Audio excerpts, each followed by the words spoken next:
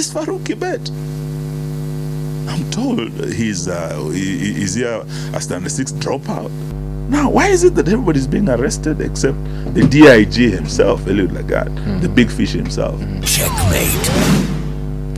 Well, a very good evening to you and welcome to Checkmate on Hot 96. This is your premier political show in Kenya, where we analyze and go deep into the activities of the week, politically speaking, for the whole week, and also going into the week in perspective, the week that we are waiting for. My name is Emmanuel To, and today we have the privilege of having someone that I don't need to introduce because you know him, everybody knows him in Kenya. We have the DAP Kenya party leader, Eugene Wamalwa. Karibu sana party leader. Asante sana. Yeah. We just want to start with the activities that have been trending this week. There's this issue of the unfortunate, I don't know how to actually describe it, but the murder or the killing of Albert Ojwang in police cells. What would you make of that situation? I think it's very tragic, and the loss of a young life like Albert's is really something that touches the entire country. It doesn't matter what region or what religion you come from or what party or what part of the country you come from. This is about humanity and about our safety. All of us are citizens of the Republic. That you can be somewhere with your family, not even here in Nairobi, somewhere in the village, rural, Ushago. Someone just comes and picks you up, takes you away from your family, separates you from your wife and kids and your parents, takes you to the city, and the next day you are dead. That thing shocked all of us. And what was even more shocking was I think what Winston Churchill said, that sometimes truth is so precious to a government that it must be guarded by a bodyguard of lies. Now, the death of Albert Ojwang has been guarded by a bodyguard of lies by this government, right from the village in Homa Bay, all the way to Central Police Station, to the cells, all the way to Mbagathi, including the tampering of the CCTV to try and hide the evidence, until that CCTV in Mbagathi showed that most of the things we were told, some of them under oath in Parliament, Or lies. the DCI, IG Kanja, and they were all lies. The timings, the happenings between the cells and the hospital. Now, it's that CCTV camera that exposed the lies behind this death. And it made it obvious to all of us that there was a very deliberate attempt to cover up the death. Now, the second thing that is very shocking is that everybody's being arrested, except the big fish. You know, the fellows who went to Homa Bay, who were sent to pick up this guy, the fellows who are on duty at Central Police Station, The OCS. the OCS. But really, the guy who is the main suspect, the big guy, the big fish in this matter, is D.I.G. Eliud Lagat. We're told he's the one who had a complaint against this young man. Had there been no complaint by one D.I.G. Eliud Lagat, would this young man Albert been hunted down all the way down to his village, after lunch picked up and brought, killed and taken to Mbagathi? It would not have happened. How come everybody is being arrested? The small fish, the fellows who are sent, and you know the chain of command in the police. Wanasema amri ni kubwa kuliko walioitoa. So watu wanafuata amri. Okay, mwende mlete huyo kijana. Wanaenda wanamleta. Anafika hapa. What happened to him in the cells? What happened to him before he was taken to the hospital? Okay. He was left lying there in the vehicle, CCTV showed. For 24 minutes. And there he dies. But even today, those who are in the cells, his cellmates, have been arrested. Now, why is it that everybody's being arrested except the D.I.G. himself, Eliud Lagat, the big fish himself, who without whose complaint, maybe nothing Albert this may not have happened. How come he has not been arrested? The IG, Douglas Kanja, said that it is because the investigation has not is not gone to that direction. Do you think there's any truth in that statement by the IG? When did they conduct investigations on Talam and on Mwana? Why were they picked up so fast? and those other fellows who are sent, and the cellmates. And normally in government, when there's cover-up, you can see the pattern. They're going around. There's a sacred cow somewhere. They say no stone will be left unturned. Some stones are too heavy. It's beginning to look like this D.I.G. Eliud Lagat stone is too heavy. He must be very highly connected. That is a sacred cow. He cannot be touched. Arrest anybody. Take up everybody, but don't touch that man. But we are saying, even tonight, as D.I.G. Lagat listens to me, wherever he might be, do the honorable thing, even if you're the sacred cow, the most connected person, the most reasonable thing you could do in these circumstances is step aside, allow for these investigations to be done. It might be difficult for him to resign or for him to, quit, because one is presumed innocent until proven guilty. But the honorable thing for D.I.G. Eliud Lagat to do is to step aside and allow investigations to be done. If he is found by a POA and all the other systems that he's innocent, well and good. He'll come back to his office. Yeah. But the way it's looking is like he's untouchable. And the minute we have untouchables in our criminal justice system, that breeds impunity. They will do anything. Today it was Albert Ojwang. Tomorrow it will be Kiprop. It will be Wasike.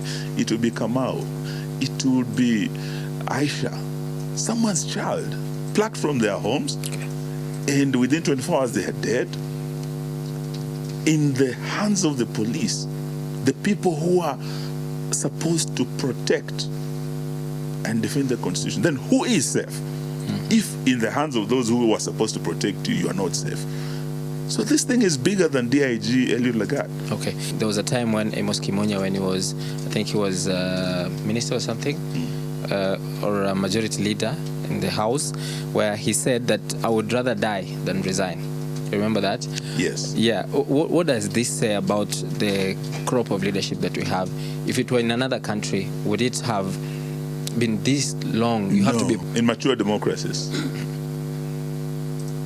I can tell you with the level of cover-up and the embarrassing lies that have come from this government, it's not just D.I.G. Eliud Lagat who should have resigned. The DCI who on oath gave factual presentation on what happened, the timings, the movements, the occurrences from the OB to Magadi to the city mortuary, and what happened later on, the attempt to actually obstruct justice by deleting CCTV. Now, with the help, thank God, with the advanced technology, they are beginning to retrieve the CCTV that someone tried to delete, to obstruct. I think the truth is going to come out. But in any mature democracy, it's not just D.I.G. Lagat who should have resigned. It should be the D.I.G., the DCI, IG Kanja, all these people, including the Minister for Interior himself. This thing happened under their watch, under their leadership. And obviously, they have lied to the people of Kenya. This is something an honorable Minister of Interior, Inspector General, DCI, Deputy Inspector General would have resigned. Because failing to do so, then the buck stops with the president himself. And you know the 25th of June is coming. 10 days to go. It's 10 days to go.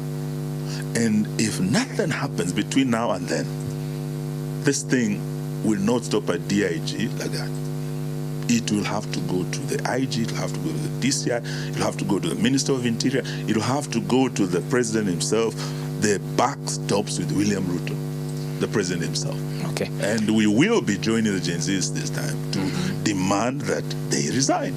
If they're not able to be honest, to be accountable to the people of Kenya, and to uphold the law and defend the constitution they sought, then they have no business calling themselves a government.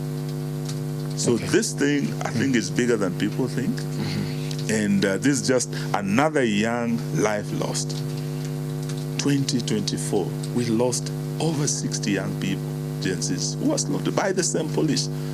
2023, we lost 75 young people by the same police, using live bullets, tear gas, chemicals.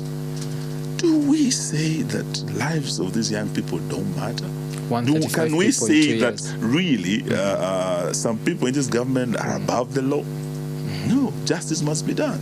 Yeah. And as we go to the anniversary of the Gen Z revolution, we want to say this as a people's loyal opposition. We will this time not leave this matter to the Gen Zs. We are all going to come out. We will come out. And we are giving this government just the remaining few days between now and to do the right thing, including D.I.G. Eliud Lagat resigning, DCI Amin, who lied under oath, and they should do the honorable thing and resign, or otherwise we have to go for the president himself and his minister of Interior for really mishandling this thing. Okay. How are you going to join them? Is it because last time you sat back and you watched them do what they were doing? Yes. Will you now be on the streets on the 25th of June? In fact, what we are urging is that they must allow people to demonstrate peacefully, to hold vigils, to hold prayers across the country, to come out for those who want to lay flowers. And this should be allowed, because this country needs to start healing. Blood was shed. Actually, in Parliament, the People's House, young people were slaughtered. Heads were blown apart, brains spilled. And for this to allow that process of healing, the 25th must be treated with the utmost restraint from the police and from this regime. They must allow the citizens, the parents of those kids who came out. Many parents did not know that their kids were out demonstrating. Until they went missing, they didn't come home. They started following, going to the morgues. They were traumatized. A year later, not a single person has been arrested or held accountable for those deaths. No single family has been compensated. What we have is lip service. And we are saying this government has to be held accountable. So 25th is a day that must be allowed for Kenyans to honor these young heroes, most of whose lives were cut short, dreams shattered, and just allowing a procession to Parliament. And we are not urging any violence or any armed gangs to come or enter Parliament. Let them be allowed to come to the gates where actually the shooting happened. That's what we are urging. Okay. And we will be communicating this with the relevant authorities, with our members of Parliament, and we hope the leadership of both houses of Parliament will facilitate, not obstruct, but facilitate. And we do not expect unproportionate use of force from security agencies on a day such as this. Because God forbid, if on a day such as this, where blood was spilled on the People's House, this same police spill blood again, that would be unforgivable. That would be adding insult to injury. Yeah. You mentioned about the cooks who were spoiling the broth. How many advisors did Kibaki? I think we got the number. I think there were 3. And then how many did Uhuru Kenyatta have? And how do you compare them with what William Ruto has now? I can say William Ruto has the biggest number of advisors any president has ever had. But also these many cooks might be contributing to the spoiling of the broth. Because you might have very many cooks now haribu mchuzi. I think this could be part of the problem. And of course the president is supposed to have advisors, but he also has cabinet. When you have able, competent ministers, those are the people who should really be advising. When you have matters legal, constitutional, the Attorney General of the Republic of Kenya is your chief legal advisor. But because of political expediency, of course, he's had to bring as many people as possible to find broaden the government. It's a broad-based government. So we also have a broad-based list of advisors, team of advisors, and now we're being told out of pressure, apart from political pressure, of expanding the team of advisors, who might be as many as the ministers, earning almost the same as the ministers. You have also the issue of the PSS. If you're talking about austerity measures, of having a lean, effective team, of even trying to merge parastatals so that you reduce the expenditure, then you end up, again, out of political pressure, being forced because of the broad-based government. As you broaden your government, you must also broaden the civil service, have more state departments. What was the point of William Ruto merging and reducing parastatals only to create more state departments? You can tell these are some of the pressures that are coming out of this broad-based arrangement. So it's no longer about the people. It is about political expediency and political survival. And acting out of that pressure, I think everything has gone bottom up. Everything, including the number of everything increasing, the cost of living going high, and that is where we are as a country. Yes. Okay. So this week we also witnessed the budget, the biggest budget ever read and presented by the CS, budget of 4.29 trillion shillings, and out of it we are going to spend 1.1 trillion shillings, or 1.3 because of the pension as well, to pay loans and debts. What would you make about the budget that we just presented? Like I said, I think everything has gone bottom up. The taxes have come from the bottom upwards. Where the rain started beating us, and I remember this was one of the main issues at Bomas during the NADCO talks. Which you refused to sign? Yes, because out of the 5 issues, the real Wanjiku issue, the thing that touched the Mwananchi, the Mamamboga, the Boda, was the cost of living. Yet, this was the issue that was not given the focus and the attention it required. What did we do? Because of political expediency, again, we focused more on the political class issues, creating the position of a prime minister, creating the position of leader of opposition with 2 deputies, creating more position for women reps to increase the 2/3 gender issue, and the CDF money and all that. We are looking at the political issues and political expediency. But for the Mwananchi, I raised one issue that touches every Kenyan.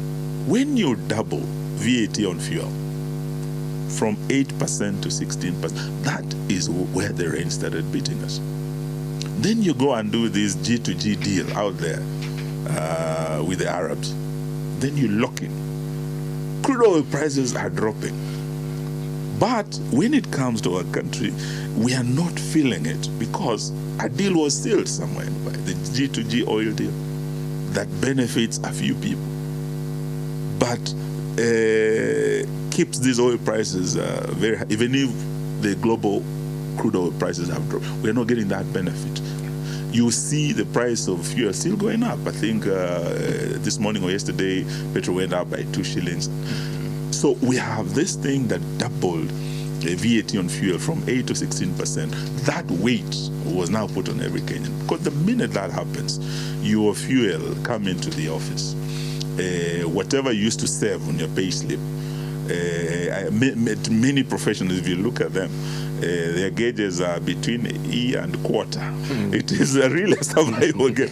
I can tell you, most of the people, if you talk to some of your colleagues here, it's a long time since it was near F, full tank. That doesn't happen. I see the pay slip. Seriously. Yes, my boss here. Yeah, and then you look at the other levies. You know, on fuel alone, 1 liter, you have about 16 taxes. We are not just talking about VAT. Yeah. The road maintenance levy, everything is going up. Yeah. And recently, experts were saying the cost of fuel itself coming to Kenya to your vehicle is less than the amount of taxes on that liter of fuel. So we have a problem. So unless we go back to what really is affecting every Kenyan, and we stop going with what is politically expedient, I think will not correct the situation. And we're going to still keep feeling this. Anyone with a pay slip today is feeling it. And I can tell you, whether you voted Kenya Kwanza or Azimio, we are all suffering the same. I met a colleague, a friend of mine in Western Gishu. I was just flying from Kitale in Eldoret Airport.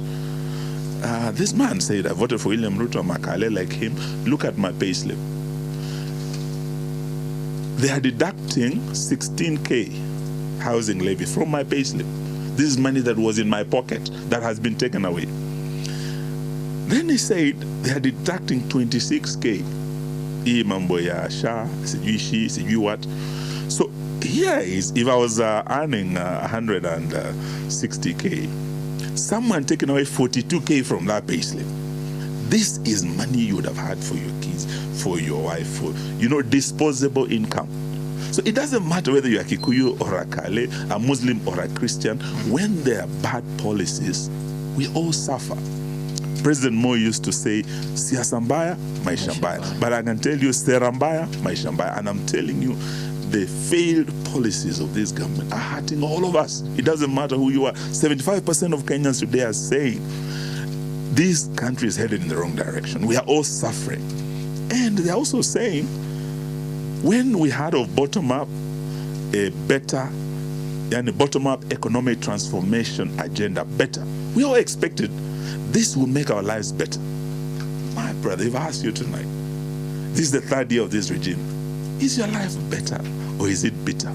Many Kenyans are saying their lives are not better. 75% of Kenyans, no matter your tribe, no matter your religion or region you come from, we are all suffering the same. So these are some of the things we are saying as we look at this budget. You are being told, oh, we are not adding taxes. We are not. This is not the issue. There are so many hidden things in this finance bill that is coming. From Tuesday, our experts will start now exposing those hidden things that are going to make the cost of living go higher. I don't want to go into the details now. We don't have the time. We'll have our experts doing it from Tuesday as debate goes on. But we are saying it should not even be about this government just stamping that, oh, we're not adding taxes. It should have been, and experts have said, the issue of tax cuts should have been addressed. It is possible for this government not to be telling us that, oh, you see, this year we're not adding taxes. Taxes are already too high. 8 to 16, you double these taxes. You should be telling us which ones are you cutting to give Kenyans a relief. Kenyans can hardly breathe. They can hardly make ends meet. So from next week, we are going to focus on the issue of the budget, the finance bill, and we are going to tell Kenyans why we are calling William Ruto Zakayo, and why Zakayo and his harsh taxes have made our lives miserable, and why we need a new government to come and change the way this government and this country is run. Okay. And to give relief, and tonight I can tell you the number one thing we are going to do as the incoming government is executive order number 1, scrap the housing levy. If you look at what they are doing with the housing levy now, did they have to take so much money from Kenyans that they don't know what to do with this money? It is more than they can absorb. But you are pay slip, you are suffering. Yet they said they'll use it to build amenities around the... No. They are... The houses. They wanted your money for them to go and build houses. They didn't even care if you had built a house yourself. Maybe you are taking a loan. Maybe you are a teacher.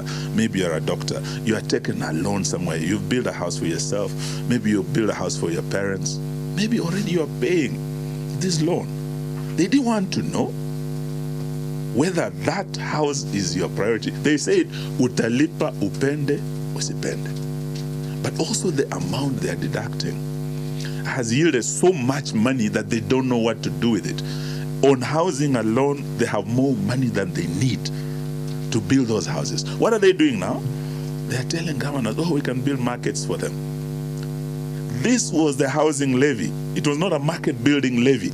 And you cannot be made to suffer for your money to go and build markets when that is a devolved function. Counties have been given their money. Why should they take your money to go and build markets for them? And you are suffering because that money is being deducted from you. That's some of the issues we are saying.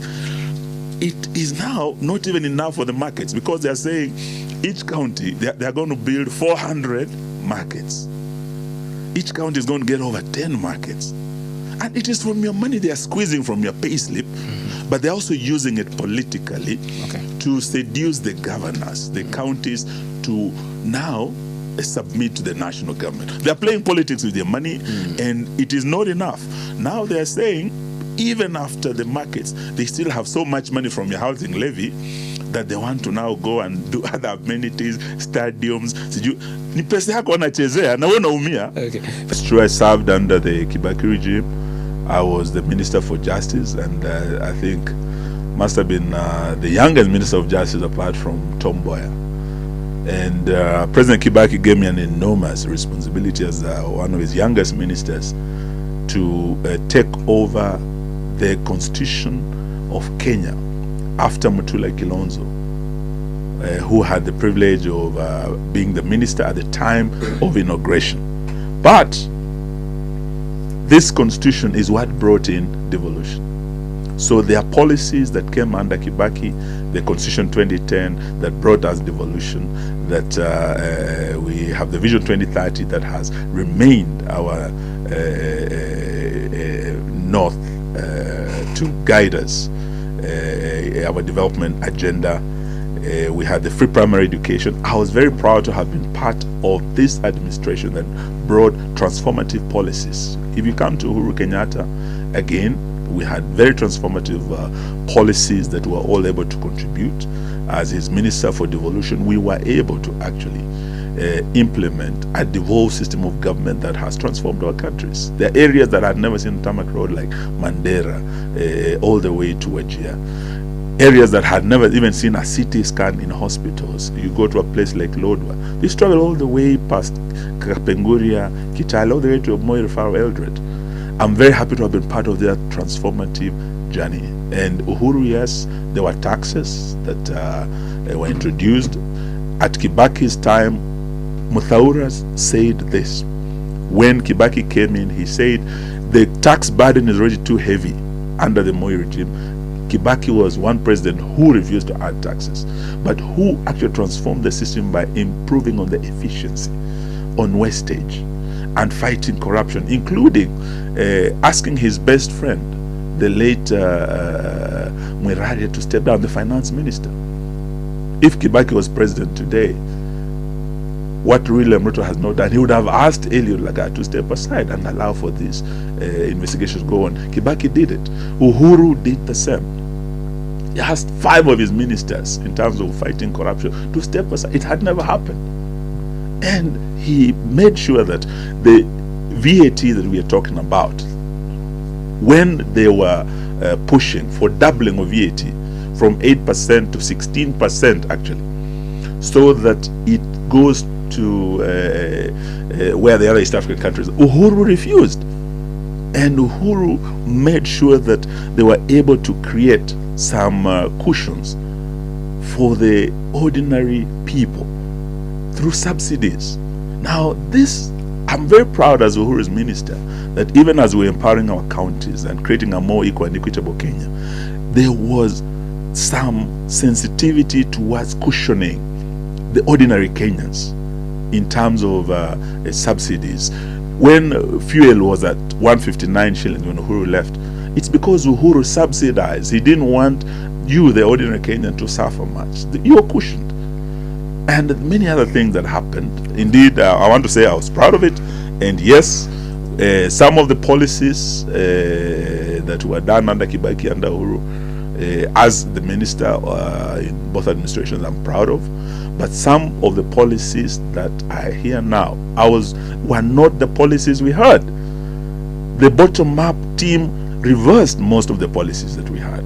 But it's only after time, everything, that they went back, they reversed. And we are saying, even those that are still punitive tonight, I can tell you, as we enter government, and we are talking of a team that has two number twos, the 10th Vice President Kalonzo Musyoka, the second Deputy President, two Ministers for Justice, Wamalwa and Karua, Speaker Muturi, we have ministers. We are experienced Kenyans that will not need to learn on the job. When we get in, we know which policies are hurting Kenyans. Executive Order number 1, we're going to reverse that housing levy that has come a conduit for actually corruption now and bribery of Kenyans. We are also going to change the shift thing and share thing. So we will do it through policy changes, and we are ready for that job. Okay. So lastly, and maybe just briefly, you did not sign the NADCO report. Yes. And until now, there's been little that has been put into effect. Yes. Do you think that report will ever be implemented fully? I do not think so. I think this regime took us for a ride. I think they just wanted to diffuse the tension that was there and then. They took us to bomb us, to use us to diffuse that tension. They took us for a ride. They had no intention of reducing the cost of living. They had the intention of creating more positions so that they create a broad-based government. Once they have the broad-based government, they have no need for that bombers report. Okay. But this is the tragedy of our politics. It's about political expediency instead of people-centered decisions, policy decisions that will transform our lives. They don't care about you. They don't care how you're suffering. They care about how much money they are going to get at their disposal to use as they please. Okay. So your last word as we wrap it up. Mine is to say to Kenyans, this coming week we are going to court. Albert Ojwang was murdered in the hands of the police and this government. We have gone to court, and our team of lawyers will be getting directions tomorrow from court. If D.I.G, Eliud Lagat does not step aside, we are going to push for orders to have him step aside to allow for proper investigations to be done. And he cannot be a sacred cow that is untouchable when all the other small officers are being arrested. This is not the Kenya that we want. We will also be looking at the issue of deployment of the military against our citizens. As we go to the anniversary of the Gen Z revolution, we remember that this government deployed the military against their own citizens. On the eve of the Finance Bill 2025, the military was deployed. That deployment, as we speak, will be 1 year old this week. It goes against any democratic principles for a government to deploy the military against their own citizens. If they were to do so, the Constitution allows for very specific reasons to give assistance where there are emergencies. That's when the KDF can operate within our country. Or to restore law and order. It must be for a specific period and also for a specific area. You cannot have the military deployed generally and indefinitely against the citizens. We know that this is going to be used as an intimidation, as a deterrence, as we approach the 25th of January or of June of the Gen Z. We are going to court to ensure that that gazettement is lifted and Kenyans enjoy their democratic space. This is a constitutional democracy. It is not a police state or a military state. That must be reversed. So tonight I want to assure you, as your loyal opposition, we continue fighting for you. We continue fighting against the ills of this government, including corruption. We fought Adani, and Adani left this country. We are going to fight all the other corruption scandals that are upfolding. Thank you. And there were demonstrations that were actually chaotic just 2 days ago. Yes. People are vandalizing everything. What did you tell those We people? know that there's a man, there's a name mentioned of a gentleman called Gaucho and state-sponsored goons. When Farouk Kibet gives a directive to Governor Sakaja not to allow peaceful demonstrations in the city, that is a confirmation that Sakaja is taking orders from above. And we want to ask Governor Sakaja, if you're involved in deployment of guns in the peaceful demonstrations that happened last week. We shall follow up. The truth will come out, just the way the CCTV showed what happened in Baghdadi. And if you're working under Farouk's directions to send goons to harass and to try and make peaceful demonstrations violent so that you justify excessive use of force and killing of our agencies and peaceful we will not allow it. And you should be held accountable. Thank you so much. Not Farouk, you, Governor Sakaja.